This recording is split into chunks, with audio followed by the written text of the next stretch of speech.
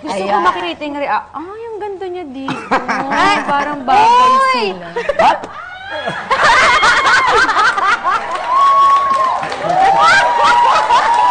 Kinilig ako! Aiza! Ako kinilig din, pero ibang klaseng kilig. Yung may kilabot. May kilabot. Ano tong picture na to? Lahat tayong mga child stars. Dumaan sa awkward stage.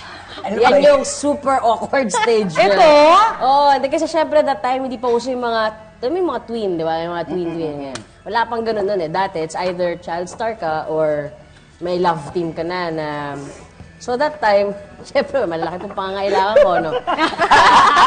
Dala ng pangangailangan. Dala ng pangangailangan po. Kailangan po kumapit sa patalim na ka-love team.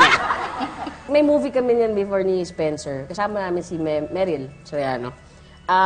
So, syempre, magpapromote ka movie, di ba? So, kala ko, sabi niya, kinausap na niya ako nun, before pa kami lumabas, sabi niya, Aiza, ganito basta sumakay ka na lang hawakan ko yung kamay mo Kung sige na, sabi basta ride ka na lang, sige, ganun. So, labas kami ganyan.